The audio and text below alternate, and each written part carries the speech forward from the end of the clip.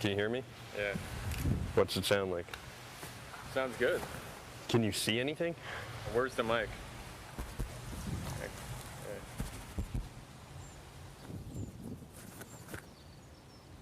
There. Okay. All right, we good? Okay. Good.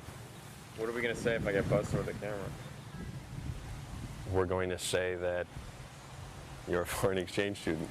No, we'll say that we're making a video for my father's birthday and we wanted to surprise him. Nina, where'd I go? Okay, here goes red. No, she can't do that. I can go out, don't you? I'd say take a position. Yellow is dead on red is not dead on yellow, so I can come. Hey, Dad, how you doing? You may not film this. Would you feel uncomfortable? Yes, you may not do it. Just go play golf. Go on. Play golf? Just go play golf. You cannot film this. I'm serious. Somebody here? Yes, this is my son, Jamie. Hello, good to see you. Jamie Johnson, that's my dad. Am I a violation of the dress code? As long as it's white, you're fine. Well, this is so exciting. You know, I don't think I've ever seen people playing croquet in all white before. Well, what do you mean? That is the uniform.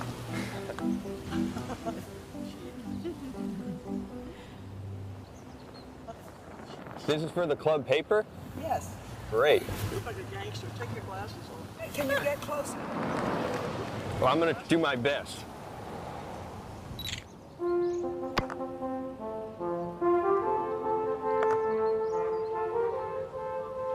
Wonderful shot. Are there teams? Yes, don't you play? I wish I did. Well, you should get your father to teach you. He's good. He's hiding that from you. He's hiding a lot of things from me, apparently. It's an interesting game. Yeah. Because you can use other people's balls. What a cheer now. Kill, kill. Are you in college? I graduated from New York University, and I've been working on documentary films. How? Really? Yes. What kind of a documentary are you doing? Actually, it's about wealth and issues of social class and things like that in America.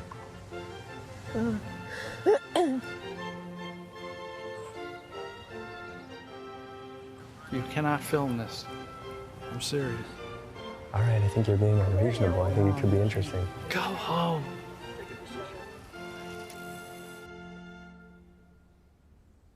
This is really what makes a family great.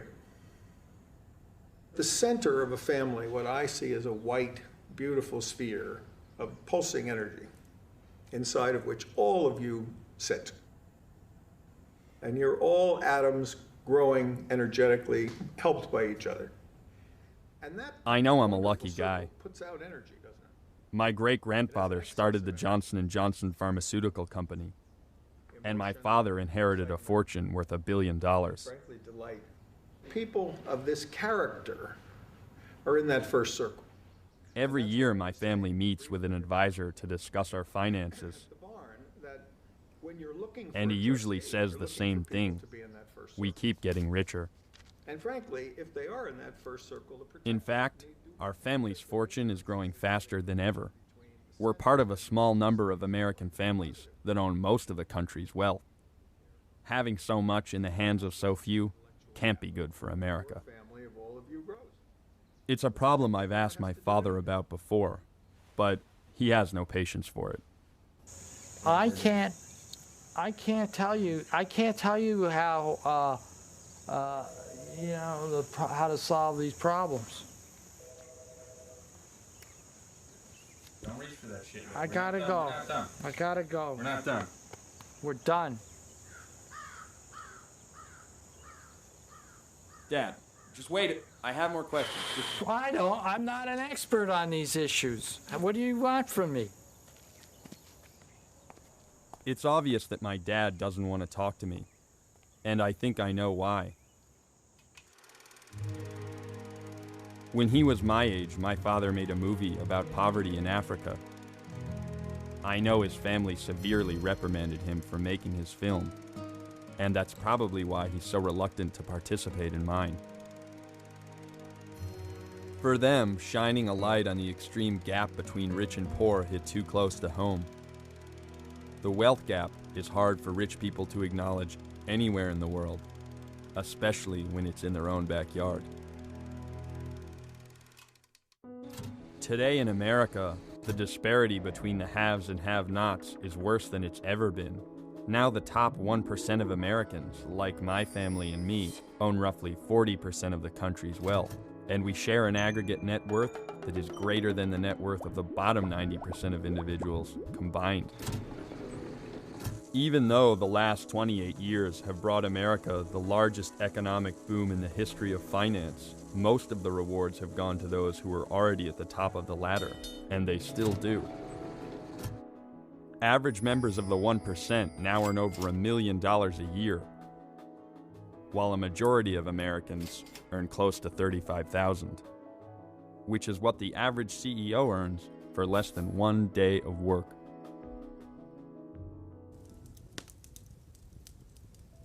No one has watched the rich get richer more closely than my family's financial advisor, who manages the fortunes of some of the richest families in the country.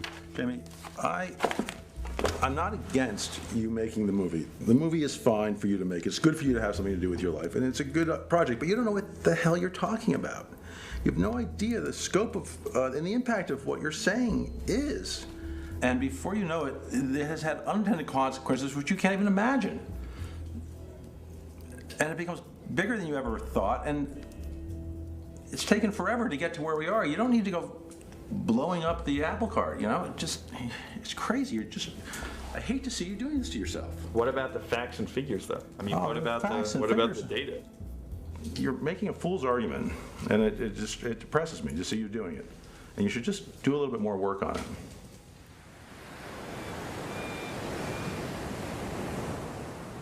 I don't think Brian does really want me to do more work. When I asked him for the names of other clients I could talk to, he refused to give them to me. So without his support, I'm using my family name to enroll in one of the most exclusive wealth conferences in America, where the wealthy go to discuss strategies for keeping their fortunes growing. The average net worth of the families that attend our conference is confidential, but it's a pretty large number. There are multi-billion-dollar families represented, a number of them as a matter of fact, according to Forbes magazine. We don't ask for financial statements, of course, when people register, but we do query them to make sure that they are a sophisticated, qualified family in order to attend. I would say the average in the group today, probably around 300 to 400 million, certainly some smaller than that, and obviously a number of them much, much larger.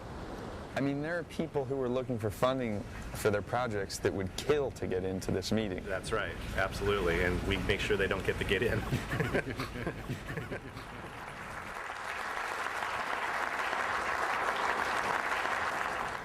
My goal as I get older for the families I serve, the few that I'm still consulting to, is to see if I can help them get to their 5th generations in good shape and go on from there. Family Wealth, the book you have in front of you, is about the first 3 generations.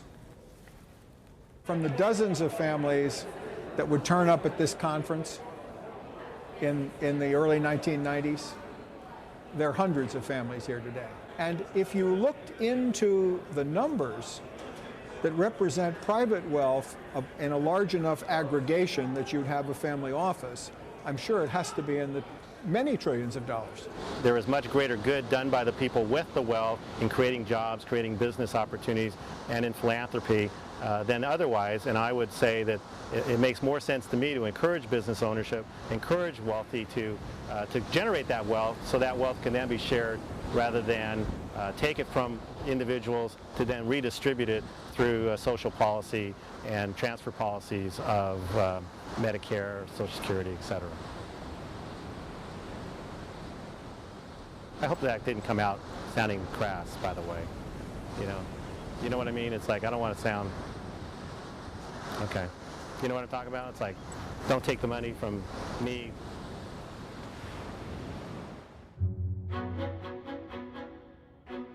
In the early 80s, the American economy was rebuilt around the interests of big business and wealthy individuals, with the idea that their success would eventually benefit everybody. This trickle-down policy was the brainchild of the economist Milton Friedman, who got a Nobel Prize for it in 1976, and now his ideas are more popular than ever. Please be seated. Thank you all very much. It's an honor for me to be here to pay tribute to a hero of freedom, Milton Friedman. He has used a brilliant mind to advance a moral vision. I've studied, the basics of your theories, and I've read about you in high school economics textbooks. Now tell me something. You say you've read some of my work. Have you in fact read Capitalism and Freedom? Well, in school, you're assigned readings, you know what I mean, and then they Xerox it. Okay, let me go back again. I'm just trying to see how much of a faker you are. Okay. Since the 70s, the gap between the rich and poor has been growing. But what's happened to the level of income of the poor? It's risen, but in comparison to the top of course. percent, very, very minimal. But would it be better if it hadn't risen at all? Would it be better if you had kept the difference the same, but no growth in the bottom? Well, if we curtailed growth at the top, you'll kill the growth at the bottom. Look, the engine that leads to the miracles that we've seen, that enables you to have a television camera like that, that engine is ambition and drive to become wealthy. People say, well, isn't it selfish that you want to get ahead? No, in a sense, if you have a certain talent, in a free society, you should have the opportunity to discover what that talent is. Everyone has a knack for something, and develop that talent. And by developing your talent, by trying to meet your goals and ambitions, you're not only helping yourself, you're helping others. You might say I came to the attention of top management at a fairly young age. As my father said, there is nothing wrong with nepotism as long as you keep it within the family. And this is a chateau in Valois, France, where we do some of our entertaining for Forbes International. And the Highlander is used 2 or 3 nights a week by marketing and advertising. Sometimes you have to spend money to make money. Capitalism is, I think, a moral system. And this idea, in our popular culture, you see it in every novel, the businessman's the heavy. In Hollywood, the businessman and the corporation are always the font of evil. But in the real world, even if you have an unpleasant personality, even if you're the kind of person that make babies cry, and you're just out for yourself, you're not going to make it unless you're doing something for other people. And given all the flaws of human nature, the system has worked. Everybody has a sinful view of making money. Our stores that made the most money had the happiest customers and best co-workers. They were always the most motivated. And there's a relationship between profits and those things. It's not a sin to make money. The first store was this lunchroom. Imagine a line straight back. And they see that extra part back there? That wasn't there. This window wasn't here. It's from here back to that wall and over. It was about 100 square feet. You with me? Here to here, here to here to here. And then have a sliding window here. You couldn't let the customers in, right? Because there wasn't enough room, so everybody had to wait outside. The Xerox machine was there, and they sold these notebooks. First day in business, some guy who was for Kurdistan, cool country, I love it. Before I opened up, in the middle of the night, like at 9 o'clock, he gave me a $50 job. So I've loved the Kurdish people ever since. It was called Kinko's because of my nickname, because I had this kinky hair. And if you think of it, the first thing a baby learns is goo goo gaga. And you think of good businesses like Kodak, Xerox, Google. People remember strong consonants. That's why Kinko's was a good name. But really, I had this big curly hair, and before being called Kinko, I was pube head. So I thought Kinko's was better than Pubos. Do you want to make hundreds of millions of dollars on top of what you already have? Yeah. Yes, hell yes. Yeah, I want to make a hell of a lot more. Can you tell me about that? Well, one day I'd like to go to the moon and look at the planet Earth and say, that's part of my portfolio. It sounds ridiculous, but Paul and a few people like him really do own the world's portfolio. And when you start to look around, the disparity is hard to miss. You know, you hear them get up there all the time, land of opportunity, you know, all this shit. That's in their head. They must don't ride through the same neighborhoods I ride through. They must don't go through the same towns I go through. They must don't visit and see the same people I visit on a daily basis. And they can't do that riding around in a damn limo and a helicopter.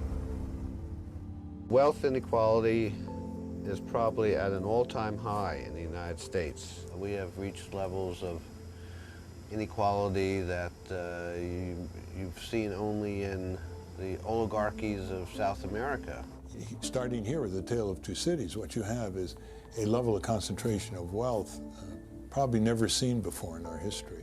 Now, of course, you have tens of millions of workers who can't live on what they earn, and they're earning less in inflation-adjusted dollars than even 1973. Countries like Peru or Venezuela, Colombia, even Brazil, there have been armed rebellions going on for decades now. And given the sense of frustration among the working class in this country, I would not rule out the possibility of this kind of armed rebellion in this country. It's hard to say why that particular bullet was shot, but you know, it's a neighborhood where a lot of things are changing, where a lot of people are upset, where people have been pushed out of their homes by real estate value, not being able to pay their taxes, whatever else. You know, I've tried to think about it. I've tried to think about if I were out there and someone else were in here, what would cause me to be resentful or envious.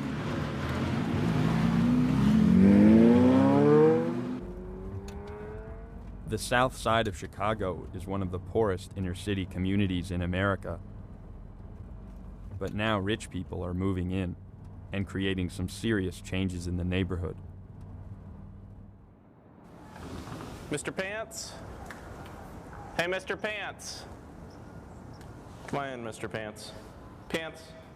Mr. Pants is my second kitten. I had a kitten growing up, and when I went to get King, my first Mr. Pants, my father told me, you don't have to buy the first kitten you see. Well, I walked in, he kind of came over and purred, and I was like, oh, I want that one, you know. First kitten I saw, I bought it. Well, buying a condo was kind of similar. I walked into this room and I said, wow, you know, I've been in a lot of the coolest houses in Chicago. I've never seen a room like this.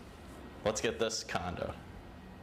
So I got with my dad and we talked about it. And I said, wow, I gotta like run to an ATM and get the deposit and whatever. I was just freaked out about it.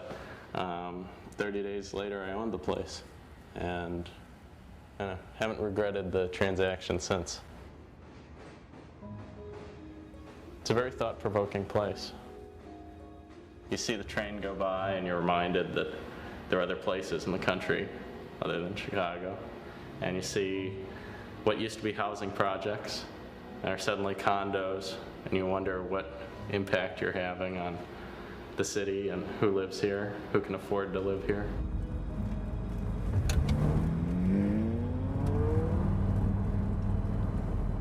It wouldn't be such a big deal if the change weren't so drastic. So these buildings used to be public housing. Now they're being taken condo.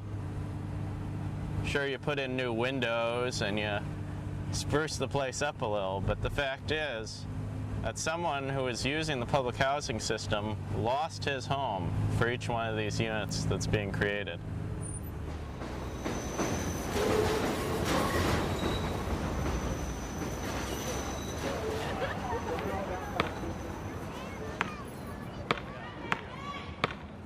It's happening too quick.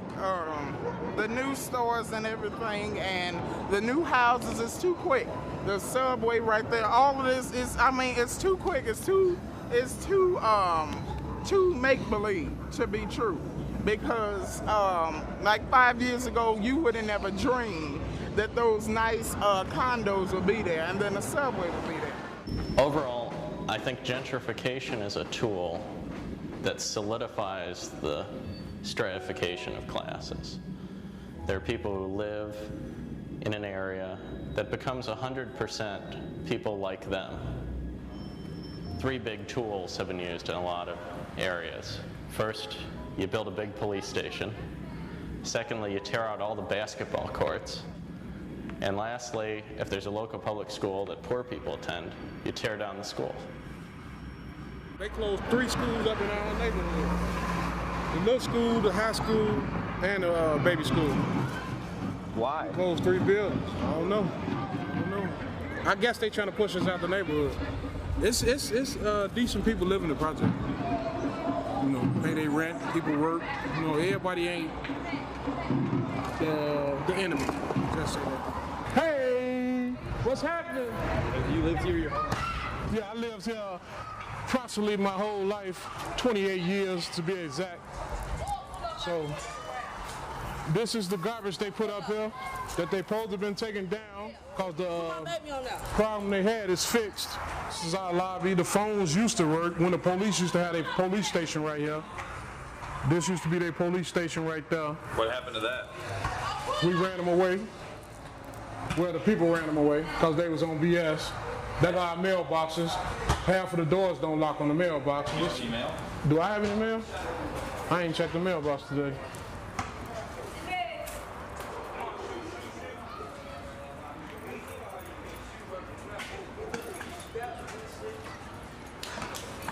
No, I got a bill. Yep, I got a bill from Tribune that I'll never get the newspaper if they send it to me. The changes in the neighborhood is changes in the neighborhood around us, not to us, around us. We got 1.5 schools in our neighborhood. 35, 40 kids in one classroom with one teacher. He can't teach everybody all, you know. He needs some help. So that's why all the kids, when they go in class, if they ain't getting no attention, they gonna run away. This land is worth more than what the niggas over here can give them. So what can you do with them? Displace them, and the ones that you don't want over here, you get rid of them. You get rid of them. You know, and what you use as an excuse, use the drug dealers, use the cocaine house. You know what I'm saying? Cocaine dealers. You know what I'm saying? You use the people that's over here doing nonsense to try to get rid of nonsense. We grew up as a family. You know, one building to the next building to the next building. You know, you can sit up here and talk all you want to, but yet still, we love our kids. This is my son. Come here. This is my son. Do you feel like your kids have an opportunity to get rich in this country? Hell no. Hell no. They ain't no rappers. My kids ain't gonna be rappers. They ain't gonna be rich. It's easier to just cleanse the earth of these people, send them to the far reaches of the universe, and the mayor's office will build a big police station, build a bunch of townhouses, the yuppies will buy in and bougify it, and suddenly we'll have a community. Yeah, there'll be a bunch of people displaced. Yeah, there'll be a bunch of crime problems, but it's easier. We found the easy solution. Charles Darwin did not invent the term survival of the fittest. That was Herbert Spencer, a social Darwinist who thought that if we just allowed the rich to get richer, that was good for society because we want to discourage the poor from having a lot of children and basically surviving. That kind of social Darwinist notion has stayed alive in certain quarters, and I believe that it is there behind much of the economic policies we are now seeing. Look, there never in history been a time when the ordinary people of this world, and particularly in the rich nations like the United States, Britain, and Europe, never been a time when the ordinary people have had the level of income and living that they now do. But what about the tens of thousands of people whose lives were affected by the decision? You can't make an decision? omelet without breaking eggs. You have a system which is overwhelmingly yielding good results. But there's no question that it's not perfect, and there are cases and people will get hurt, but that's true of any system. Doesn't it make you nervous when you see so many powerful and extremely wealthy individuals sitting there directly influencing those politicians when we're in a democracy? They're not influencing anything. They're playing a role in the political system, but Congress is ultimately going to be influenced by public opinion, by what the public wants. The public will get what the public wants. A few months ago, I told the American people I did not trade arms for hostages. My heart and my best intentions still tell me that's true, but the facts and the evidence tell me it is not. In the 1980s, the U.S. government illegally sold weapons to Iran and used the money to support Nicaraguan rebels in what turned out to be the Iran-Contra scandal. At the center of the deal was one billionaire who had unfettered access to the secret workings of the U.S. government.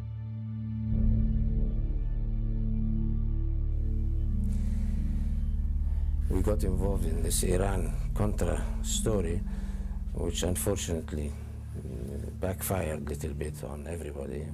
They asked me to finance it. I said, okay.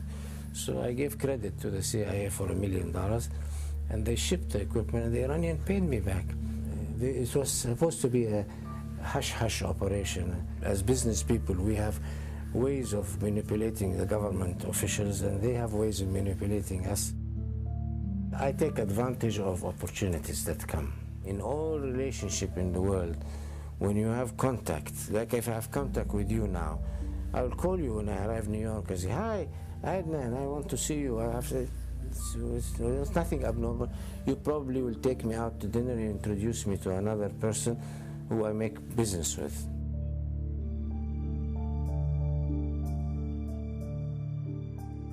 You would say you're not an arms dealer and you never were? No.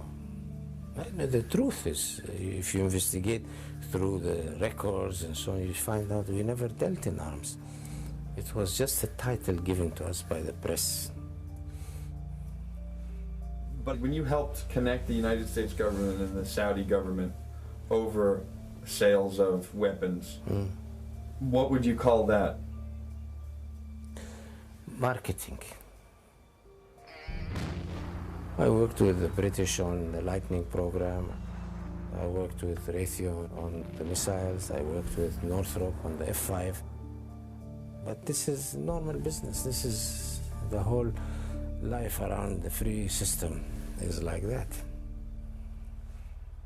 It's been the case for the last 25 years in the United States that the amount of money flowing into the system for political contributions has been a major shaper of who gets what within the economy, because they always want something, whether it's a tax change or it's a change in regulation or it's a subsidy or what have you.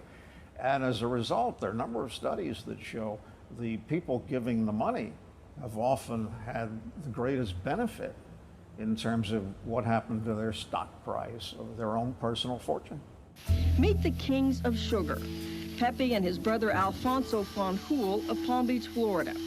Critics estimate these plantation owners make an extra $65 million a year off the sugar program in American consumers.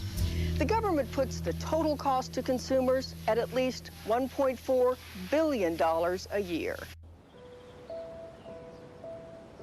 The Fanjuls. There is no story of the Fanjuls. If you're got me up this morning to talk about the Fanjuls, and we're making an issue of the Fanjuls as such, we could get it over with in a hurry. In that fatal moment in the Oval Office, when Bill Clinton was confronting Monica and telling her it was over, he's interrupted with a call from, it turns out, Alfie Fanjul. Alfie Fanjul was very concerned that Al Gore had made a speech the day before saying that sugar companies were going to have to pay for the cleanup of the Everglades. So while Monica sat there in her tears, Bill Clinton spent 22 minutes on the phone reassuring Alfie Fanjul that everything was okay, that they would be true and blue, and even that Al Gore guy, he's just saying that to get elected. Keep giving us money so Al can be president.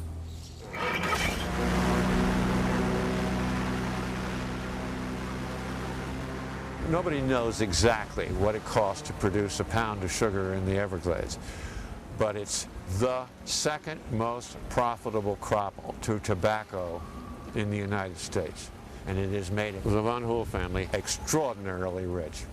The incredible thing is that for every pound of sugar grown in the Everglades, and we're talking about hundreds of millions of tons, the American taxpayer guarantees a price of 22 cents a pound, way above the world price of 7 cents a pound. The sugar program is a combination of import quotas and a guarantee that the government will buy any surplus. It limits dramatically, it limits to almost nothing the amount of foreign sugar that's permitted to enter the U.S. That means if you need sugar in the U.S., you have to buy it from the U.S. sugar producers. And that results in the price being artificially raised. There's a shortage, usually, and so the U.S. price of sugar is higher than the world price. So you can go to Canada and the price of sugar is 1/3 of the United States, or Mexico is 1/3 of the price in the United States. And they guarantee the price. So if there is too much sugar in the United States, the federal government will buy the sugar at the high price. It makes zero economic sense.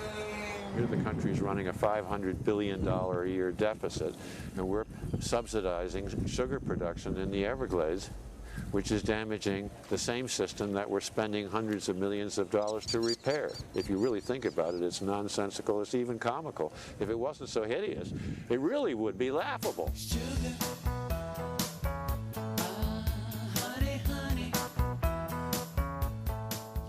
The Van Hool family makes hundreds of millions of dollars, become very wealthy because of a government program.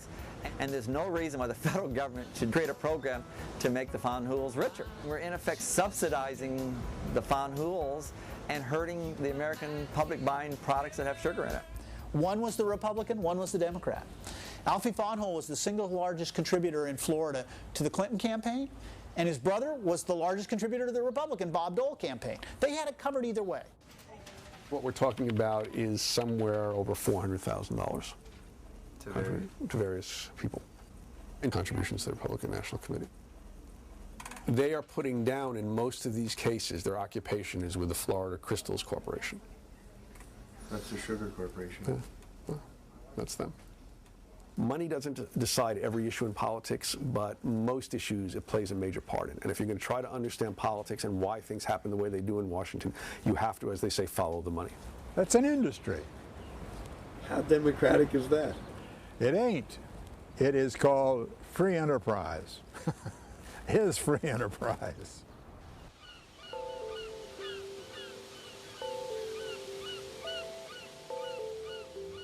While Alfie and Pepe Van Hool get richer off government programs, the towns where they base their businesses sink deeper into poverty.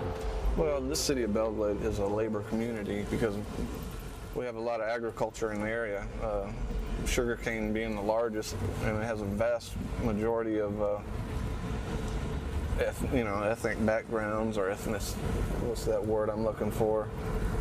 Ethnicity.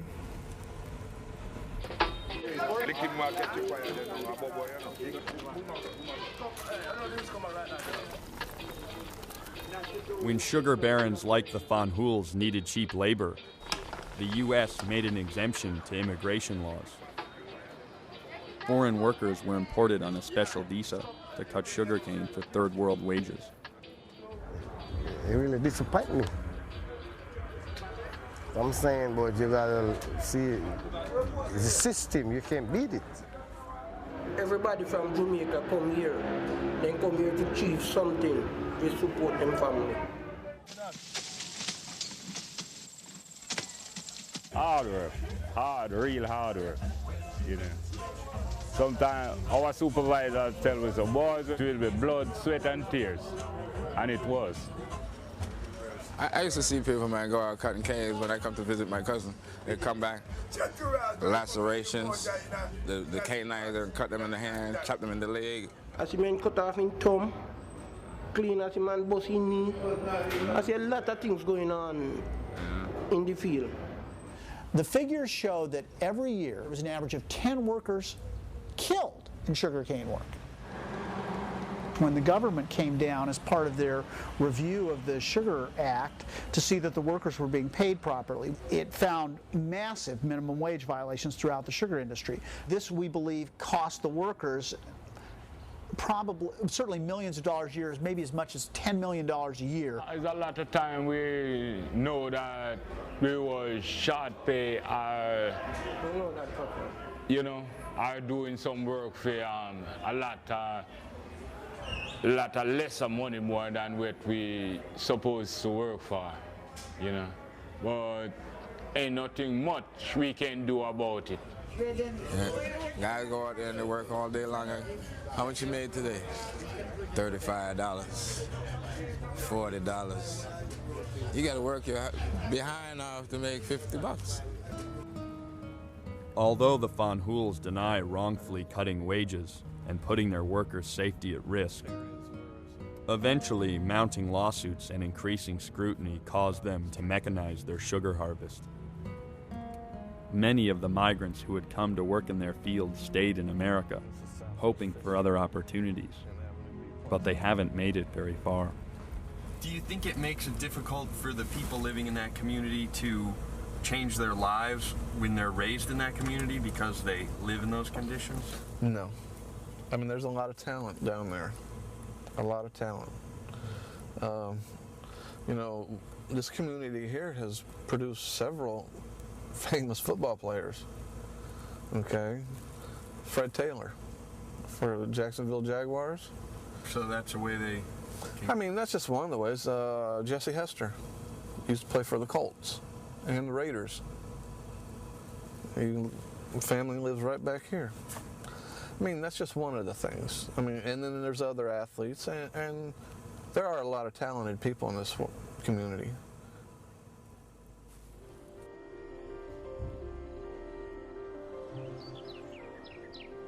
It's hard to believe that just a few miles down the road from Belle Glade is one of the richest towns in America, Palm Beach. The contrast between the two communities is astounding. But most rich people have come to accept the blatant inequality as a way of life in our country. I know my father is different. He struggles with it. Yet every time I turn the camera on, his instinct is to keep quiet. We're in the middle of the meeting, you come in with the camera. We don't want to talk on camera about what we're doing. Well, I just think, you know, if we're secretive... Secretive about what? About wealth, about the American aristocracy. Well, it's written up in every paper twice a year. They tell you with a nickel how much you're worth. What's the secret? Why can't I be secretive? Every man's house is his castle in this country. There's nothing wrong with shedding light on that and reviewing it, and then hopefully it corrects itself. Well, I want you to be careful, and I mean that. It's you know, your personal family. Well, you made your movie, and now you don't want to talk? Jamie, what is so dark here? What do you think is going on? What are you talking about? Take this camera and your film and do another person or another family. It's not going to happen here. It's frustrating because I know when my dad was my age, he had something to say about social inequality. And I think the subject is so complicated for him that now he chooses to avoid it at all costs. But for some rich people I talk to, inequality is easy to understand. It's preordained. If you inherit money, then you feel, why did I get all this and somebody else is poor? Well, God had a reason for that. God's never going to give you anything that you can't handle. People mistake the Bible as something that you put on the shelf after Sunday, but it is a guideline that you run your business by, you run your family by, and you run your life by, and you will succeed. We have about $260 million in sales, and we have 1,150 employees. We're in the top 30 private landowners in the United States, and we're the largest private landowner in Louisiana. See the TV set? Yeah. They're all around the plant, and that shows each worker how they're doing real time. It's like the proverb, don't muzzle an ox while it's treading. And what that means is keep everybody happy, and they will do a lot better job. We have a plasma TV in the lunchroom so that we can communicate better with the employees. You might have seen some scripture up there. Is that from the Bible? Yeah, Marketplace Ministries is a company chaplain service that we offer free to our employees. They get breaks during the day and they can come in the lunchroom, have Cokes and sandwiches and so forth, and get their informations, infomercials, I should say, up there. They see what's happening. It's easier for a camel to go through the eye of a needle than a rich man to get into heaven. Back then, rich people in the Jewish states were the most pious. They were the ones they thought that God favored the most because they were wealthy. Just because you're wealthy doesn't mean you're not going to get into heaven. It means that God has given you a lot of assets to be stewards of, and He's going to sit back and watch how you do it. I think empathy is a very, very important quality. You can't even motivate people or have a business if you're not empathetic to your customers and workers. Hi. How you doing? Crazy, crippled, Well, out of my mind, eating my bread and, you know, taking a little nap, you know. Yeah. I got this t-shirt, it's kind of crazy. what's a good, black and white's a good combination nowadays. Oh. Go. 50 cents. 50 cents, that's good. Hey, you got $1? Okay. That would really help me out. I can go to the store and fix myself up. Okay. Hey, thanks for coming by. Hey, cool. And what is your name? Paul. Hey, Paul. What's up, Nice to Paul? see you, buddy. Take care.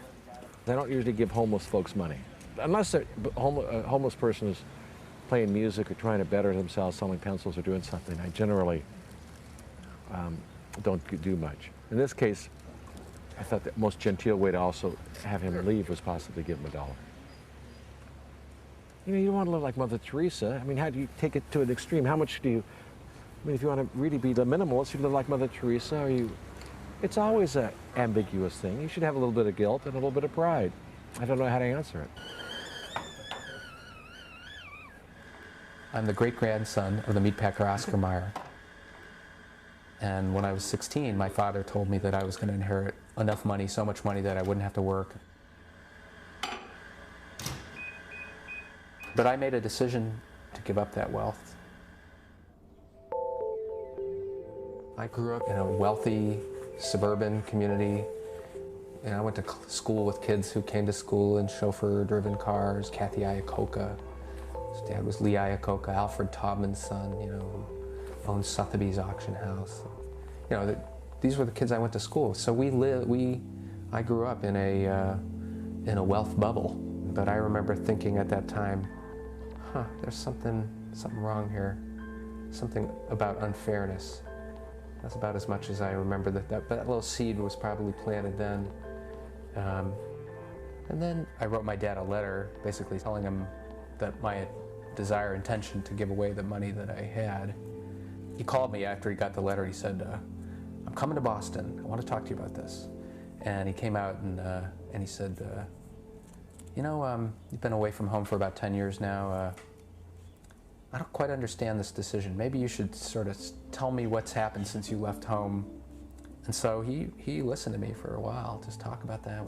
And then he kind of, at the very end, he says, okay, I understand what this is about. You know, I don't think it's a good idea. And my questions have to do with, have you really thought through all the consequences of this? Like, what if you have a child one day, and that child has a severe disability? And he really pushed me on all these what-if questions, all the sort of worst-case scenarios. For me, it always came back to, well, I would be in the same boat as 98% of the people I know. I do meet people today who say, it's hard to get by on 50 million, you know, I need more.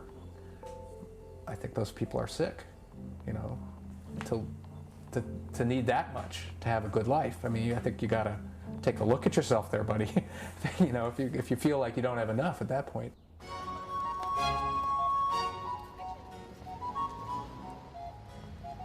I'm in Los Angeles and I'm staying at the Beverly Wilshire. People ask me why I stay at the Beverly Wilshire rather than other more trendy hotels. And my answer, I think it's an important point of distinction, is that I'm really not interested in being cool. I'm interested in being served. I'm from Italy, and in Italy, I possess money, but also notoriety. Notoriety for what? For having been rich for, say, 5 centuries. When I moved to New York, all I was a young kid with money, and I really felt that there was something missing. At home, I was, you know, the Baron. Here in America, you're nobody. Are you a model, or you act, or I'm just asking. No, I don't do anything. Actually, that's the point of the whole documentary. I'm just like a rich dude in Rodeo Drive, and the fact that I don't do shit, you know, that's. Here, there's no monarchy that can knight you and say you're a baron now, but there is the media. And so what I did was I hired a publicist and started doing events and red carpets. All of a sudden you are a baron in a different way, but in a contemporary way. Today I'm in Los Angeles for some meetings with some production companies and networks for possibly a reality show, which would be featuring me. America is fascinated by seeing the trappings of wealth, and more specifically rank. Americans rejected inequality at the inception. They said no to aristocracy, they said no to all of this. But at the same time, when you shed your sins, you retain a secret desire of having them back. Do you believe that AIT engaged in proper I can't comment on what they do. In America, some of the richest citizens are treated like aristocracy, even when they go to great lengths to control how the public perceives them. When I contacted Warren Buffett about this film, he refused to talk. But a friend introduced me to his granddaughter, and she invited me to her home to show me what life is like in the second richest family in the world.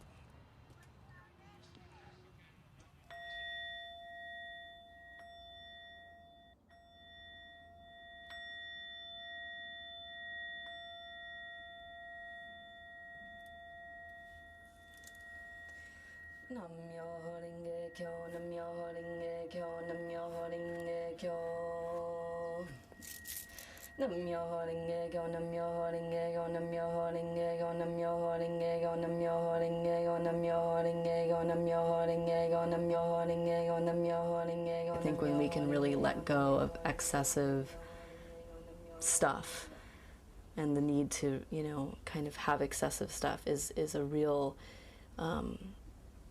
there's a lot of dignity in that.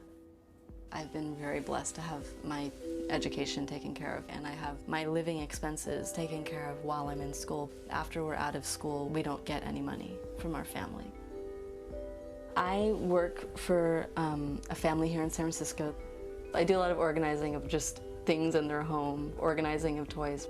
I'm actually pretty good at looking at a very messy closet or space and making order out of chaos. So that's something I'll do before the kids come home, and then usually when the kids get home, I'm responsible for very general things like bath time and dinner time and homework time.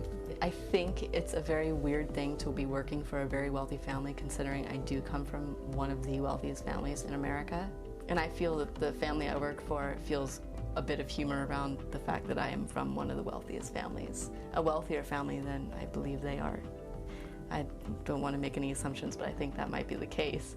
And I think we all kind of find it odd and also just wild and a little bit funny that that's the case.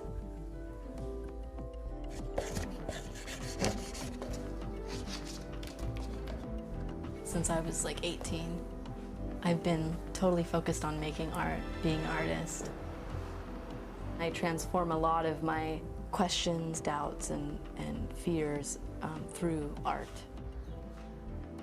I feel very fulfilled. I feel really happy in my life. I feel like I have more than what I need, and definitely what I need. How do you feel like your grandfather would react if he saw you in this video?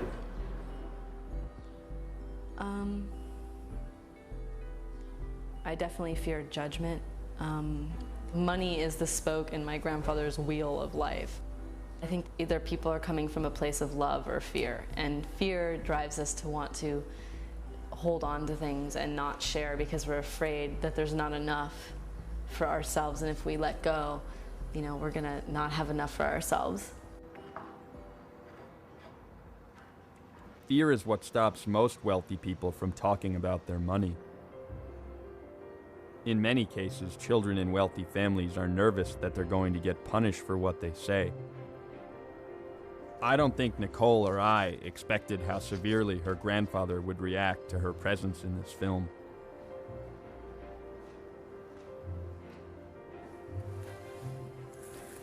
But after the shoot in her studio, she received a letter from him that surprised us all. So, did you read that first opening line? No, do you want to? I read, "Dear Grandpa, I guess In the letter, he states that their relationship is over and that she is no longer a member of their family. Most of my family adopted you as a niece or a cousin. Because I was in this film, you know, it has made Grandpa, you know, upset to the extent that now he's going to say I'm not his real granddaughter."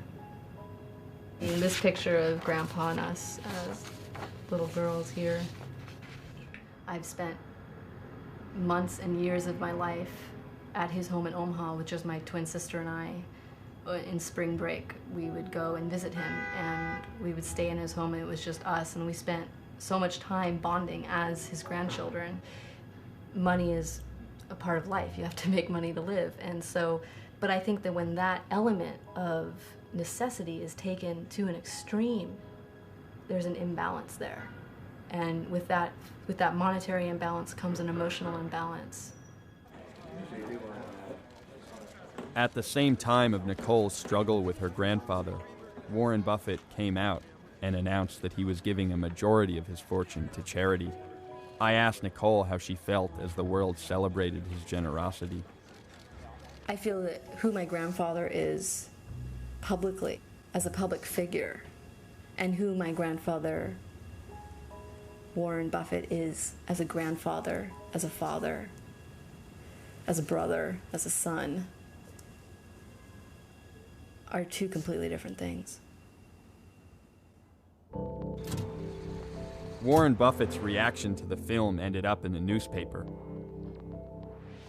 My family started to get nervous, and they called me in for a meeting with my father and his financial advisor. Jamie, I don't agree with the thesis of your movie. I don't respect the way in which you documented it.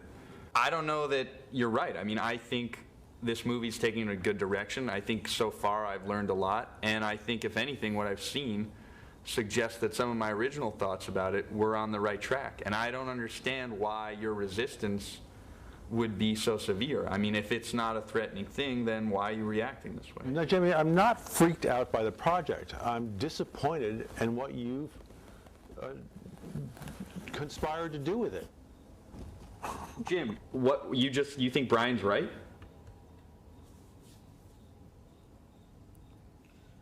What do you mean, Brian? He's upset. I can understand it.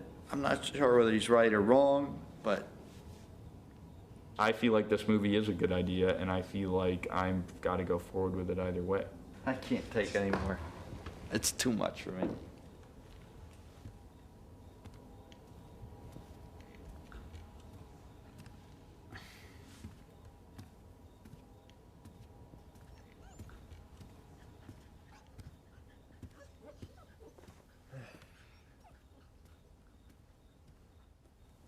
Oh, dear. Well, Brian, I don't understand why. I'm human. I get pissed off when you say, okay, fine, I'll go do my homework, and you don't. I don't need it. It's a pain in the ass. You're behaving like a little arrogant trustafarian. You know, come on, give me a break. I'm not surprised that Brian is upset with this movie. His job is to ensure that members of the 1% keep getting richer. And for him, the growing wealth gap is an indication that he and people like him are doing their jobs. But not all rich people see the growing wealth gap as a good sign. For some, it's a problem that needs to be reversed. People who have been enabled to accumulate very, very large wealth have an indebtedness to society for having made that possible. They live in a place which generates individual wealth. The creation of the microprocessor, the human genome research, the internet, none of those things would exist but for the $90 billion that the federal government spends every year on basic research. People don't really see the role that the use of tax dollars plays in making our economy so vibrant. Hold on. What if we had a slightly more aggressive tax system and supported the bottom? You would have less growth, and the bottom would be poorer. Would in the end up worse off. You would do harm, not good. Look, people don't pay those high taxes. They find ways of getting around it. And you're never going to be able to stop them from finding ways to get around it. I mean, I think there's definitely merit to that, and I certainly wouldn't advocate socialism. Well, you are advocating, excuse me, don't talk that way. You are advocating socialism. That's exactly what you're advocating. You're just not willing to call it socialism. I'm just advocating a slightly more progressive tax structure. That's socialism. If you're going to have a society of balance, the load of the taxes have to fall on the people with the money. And I don't resent the very wealthy. As a matter of fact, I'd like to be one. But I do think that many of the wealthy people understand that they could probably pass a little bit of another tax break to have a little left for a head start. Back in the old days, you would tax passive income, meaning dividend and interest income, differently than salaried income.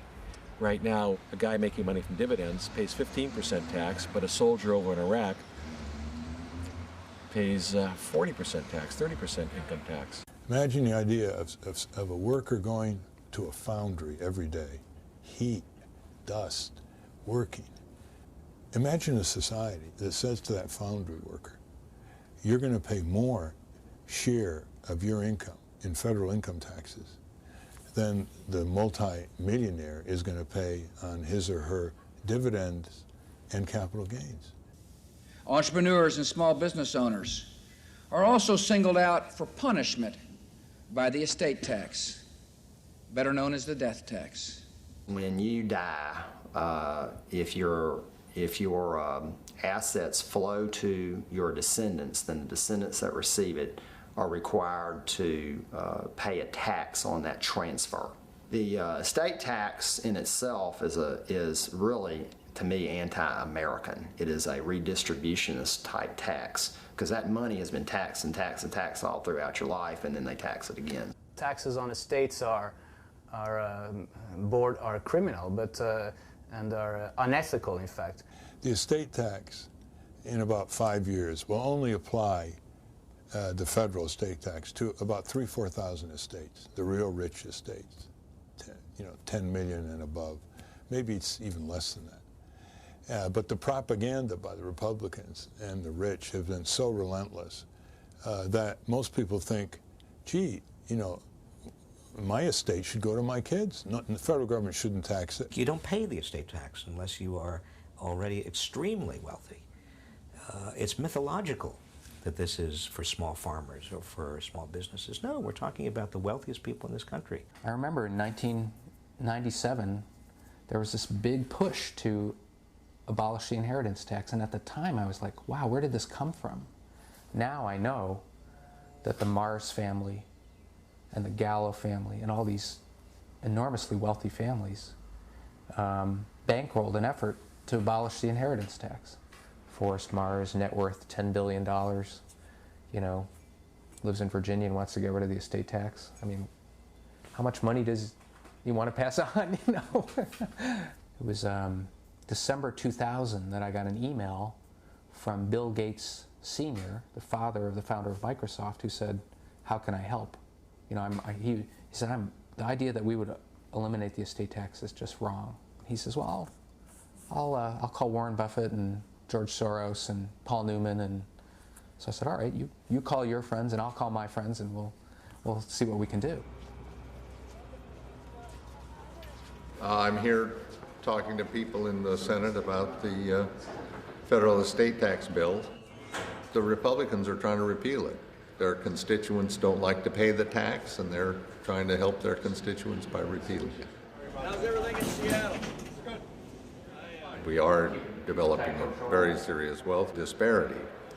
And the fact of the matter is that the disparity has developed even though we do have an estate tax. So I hate to think how bad it would be if we hadn't had an estate tax over this time. If we continue to reduce the estate tax on the schedule we now have, it means that we are going to have the children of the wealthiest people in this country owning more and more of the assets of this country, and their children as well. We're going to have family dynasties of a sort that we had in the late 19th century. Meanwhile, the rest of the country is going to have to be paying more and more in taxes to keep us safe from terrorism, to make sure we have roads and bridges and education and the minimum amount of health care we do, Medicare and Medicaid. It's unfair. It's unjust. It's absurd.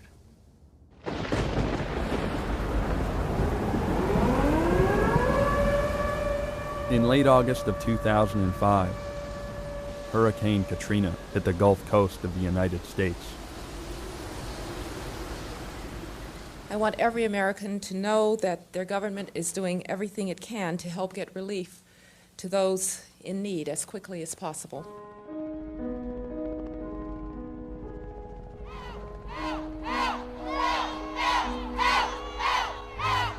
They told us if you want to be rescued, go to the Superdome. All of a sudden, now they're telling us go to the bridge.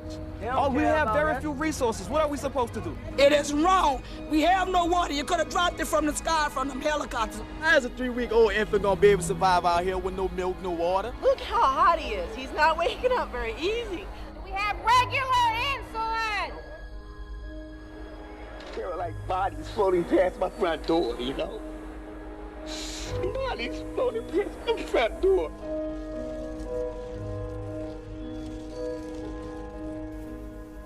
Americans are generous to each other, and I just hope that what the world is seeing is that even though we've been hit with something that is unlike anything that we've been hit with before, the generosity of this country and the caring of Americans for Americans is, I think, what is coming through. For 5 days, tens of thousands of people waited for help from a government that had seemingly forgotten them. When the president finally did show up, he didn't seem too worried about those most in need.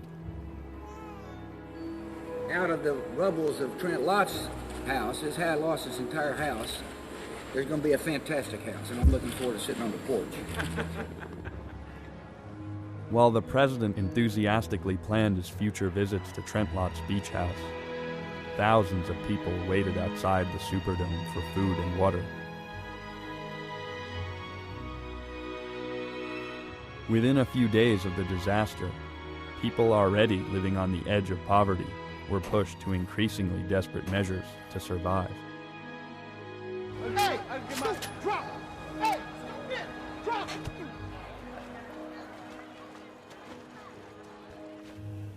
It was the poor, the people that didn't have an opportunity to buy a ticket, or didn't have an automobile to get out of New Orleans. And even when we saw people calling out for help us, save us, we were slow to respond. We're one people, we're one family, we're one house. And we all must have a place at the table in this house. And I think those in high places, whether it's the President of the United States, whether it's the Majority Leader of the Senate, or the Speaker of the House, or the mayor of our cities, or business leaders, we must recognize the fact that none of us, not one of us, are going to get out this predicament until we all sort of get out together, get tired together as a nation and as a people. The one thing you can depend on everybody is that he's going to put his interest above yours. I don't think that's a very hard thing to understand. Well, aren't all these signs that we're starting to see in America that are emerging in America? What signs? Didn't they all apply to past civilization? We're not exempt from those rules of history, are we? When our society collapses, it will not be for the reasons you've cited. It will be because our government has grown too big, because we have not held government down to size. I'm nervous that because we're not asking the right questions, because we're not willing to curtail our rapid growth, because I think it's time for you to get out of here. We're at the stage now where the gap between the rich and poor is growing. You've exhausted my patience. I have. There is no equality in life. Forget about it. We are what we are. We are created layers over each other. This is it. There are the waiters that serve your coffee, there are the cooks, and there are the people who will buy the facilities and enjoy it. What can you do? That's life. I think that what we've seen in the last 20 years is reckless because of where the United States sort of is at the top part of its trajectory going down. We use too much oil. We make too much money out of finance. There's too much debt. There's a recklessness about resources, a recklessness about borrowing, a sense that it's always going to be up, and away for the United States that serious study just doesn't support. America has been blessed because of its Judeo-Christian background, its alliance to the Ten Commandments, and its laws were based upon that. And that's why it's been blessed. If it gets away from that, it will fail. In the progressive era, in the first decades of the 20th century, we had a huge gap in income and wealth between people at the top and people at the bottom and the working class. Our cities were festering. The rich were capturing more and more power and wealth. But what did we do as a society? We didn't have a revolution. We didn't turn to socialism or communism or fascism. We reformed ourselves. The progressive era was an era of reform. We adopted a graduated progressive income tax. We regulated corporations. We busted up the big trusts, the big monopolies. We made jobs safer. We provided eventually, by the 1930s, unemployment insurance and also old age insurance called Social Security. We, in other words, did not embrace socialism. We embraced reform. The whole history of mankind is that similar to geology. The center of the earth is all molten lava. And there's only a thin layer on earth you can live on, 3-4 miles. And there's so much down there that's all hot, hot, hot. And that thin layer is the difference between rich and poor. You need incentives in society so rich achieve things, but the whole history of mankind is that the lava overflows and kicks their ass. I think there are more and more really wealthy people, still small in number, who are basically saying we cannot continue this devastation of the lives and hopes and rights of tens of millions of our fellow Americans. That it's not smart from our point of view. They're multi-billionaires, but they're beginning to be fearful of the future.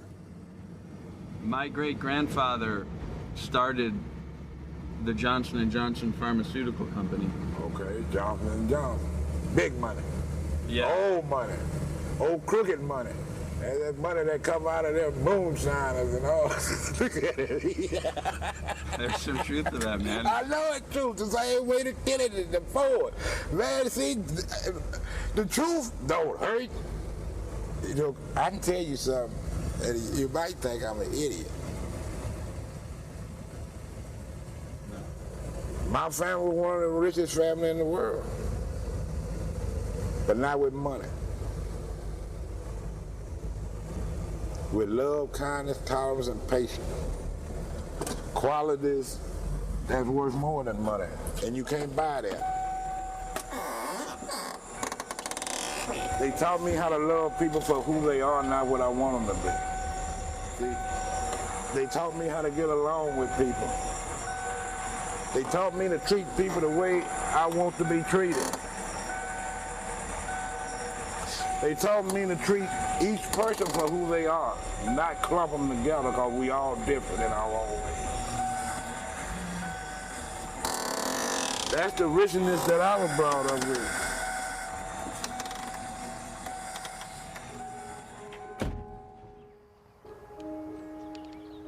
I know making this movie's been a little bit complicated for you. It has been complicated, Jamie. I wish that I'd shown more outward support from the very first, because, you know, I am proud of you, and I hate to have to tell you this because I cry all the time, but it's true. And I just wish I'd shown you right away how proud I was of you and how much I agreed with what you're trying to do. I wasn't born rich, so I might have started out with a very different set of ideas. And I've tried to be sensitive to your dad's ideas about it. And a little bit careful, you know, somewhat considerate of him and how he likes it to be, and so that creates a little conflict, and that creates a little conflict about the movie. What is so complicated about it? When I first married your dad, he was, after all, a surfer and a painter. And he was not the grown person that you see today. And I think you and he could spend time exploring that. And now we've come to a conclusion, and I know you have some questions to ask me, and I'd like to proceed with them. Well, what about the movie you made when you were my age? When I was much younger, just out of college, I got involved in charitable giving to an anti-apartheid organization that was making a film in South Africa. It involved wages and workers in certain companies. When it aired on public television, Johnson & Johnson, I know, was included in that. And several people connected with the company started to complain to the CEO there about, what's Jimmy Johnson doing? He's undermining our business. My name also appeared on the film credits, and I remember going down to meet with the CEO at the time, and I began to realize that it was a story with two sides. That yes, they didn't pay that high. Forget it. What? It's going nowhere. Just keep going. You got what I feel, and I can't give you solutions for the world. What do you mean? Well, if you have a way to help, you should do it. If you can affect one or two lives, you've done a good work. I don't think you are necessarily set the goal of changing the world, because it's maybe beyond what's possible.